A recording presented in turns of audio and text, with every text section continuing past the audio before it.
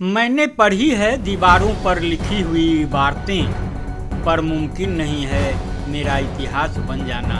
तेजू भाई कहानी पर बहुत सारे लोग देवदास वाला जिक्र करने लगे कि किसी ने बोला पार्टी से चले जाओ, किसी ने कहा शादी से चले जाओ, तो किसी ने कहा घर से चले जाओ।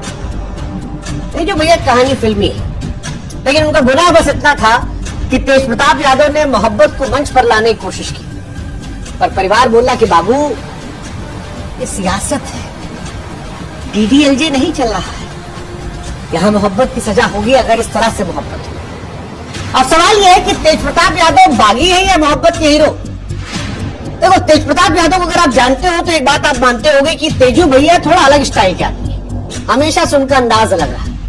कभी सड़क पर साइकिल चला लेते हैं, कभी भोलेनाथ बनकर निकल जाते हैं, सपने में उनके श्री कृष्ण आते हैं, कभी करगिल लड़ने की बात कर देते हैं, योग कर लेते हैं, दुनिया हंसती है, मजाक उड़ाती है, सोशल मीडिया पर मीम्स बनाती है, लेकिन तेजू भैया मुस्कुराते रहते हैं। वो एक राजनीतिक योगी की तरह मस्त आदमी है, अपनी धुन में लीन रहते हैं, बेपरवाह, जिसको जो सोचना सोचो, वो मानो कहते हैं कि मुझे फर्क नहीं पड़ता। लेकिन इस बार जब शिव जी के रूप से निकलकर शिवालय में प्रेम को रख दिया और जब वो प्रेम सार्वजनिक हो गया, तो तेजू भैया के घर का मंदिर जो था वो कोर्ट कचहरी बन गया। पिताजी तो बोलबे किए, बहन रोहिणी आचार्य भी बोलती, कहीं पापा हमारे देव तुल्य है, परिवार हमारा मंदिर है। लोग कहे कि तो तेजू भैया कौन, मंदिर का घंटा जिसका मन करे वो बजा देता है। लोग पूछे कि तेजू भैया की जब जबरदस्ती शादी करवाई गई थी तब कौन सी नैतिकता थी। उस वक्त तो उनके प्रेम को नहीं देखा गया, सीटों का जोड़ देखा गया।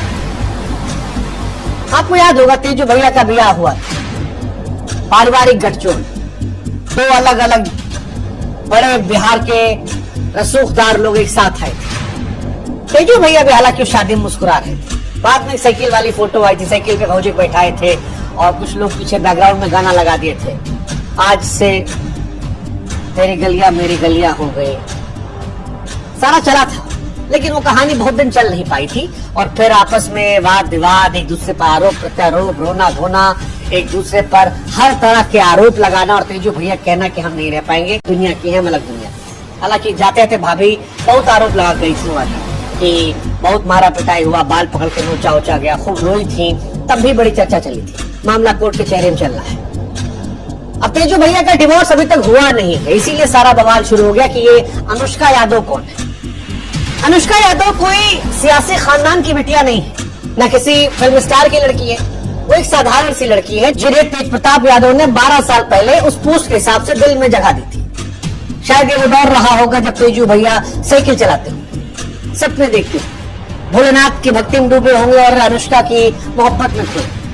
लेकिन सियासत के स्क्रिप्ट में मोहब्बत के लिए जगह नहीं होती है, और शायद इसीलिए जब तेजू भैया बड़े हो रहे होंगे, लालू जी ने देखा होगा कि लड़का जो है वो थोड़ा अनफिल्टर्ड है, हमारा थोड़ा लाइफ को लेके अनप्लान्ड है, पॉलिटिक्स की कुर्सी पर सही से फिट नहीं बैठे, तो बिना पूछे उनसे उनका ब्याह तय कर दिया। लालू जी अपने बेटे के लिए संस्कारी बहू ले आए, ऐश्वर्या राय, जैसा कि हमने बताया बिहार के सियासी परिवार की ये बहू थी, बॉलीवुड वाली नहीं थी, और बड़ा चर्चा चला था, दो परिवार, सियासत का बड़ा समीकरण कैमरे के सामने चमका गया, मीडिया ने तारीफ की, लेकिन वो रिश्ता चला नहीं। और अब सवाल लालू जी से उठ रहा है कि लालू जी आज जितना तेज आप फैसला लिए हैं, जब उस वक्त बेटुआ नाखुश था, बेटुआ मना कर रहा था, तब काहे नहीं सुने थे।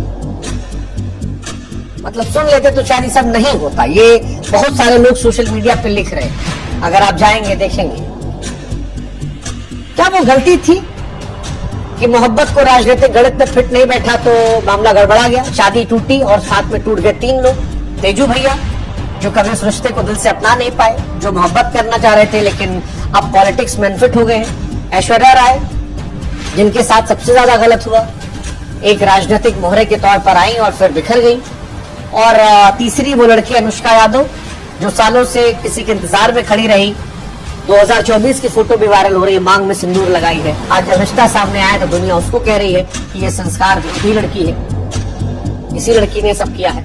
फिलहाल ये लालू परिवार के लिए इज्जत का धब्बा बन गया है, क्योंकि सियासत में इसकी जगह नहीं होती, यहाँ गठबंधन चलते भावनाएं नहीं। और लालू जी की मजबूरी थी, ये जो परंपरा, प्रतिष्ठा, अनुशासन वाला फैसला है, ये उनकी मजबूरी थी। बिहार में चुनाव है, सारा आदमी कह रहा है कि देखो 2 यादव लड़कियों का जीवन जो है वो खराब हो गया, वैसे जीवन तेजू भैया का भी खराब हुआ है।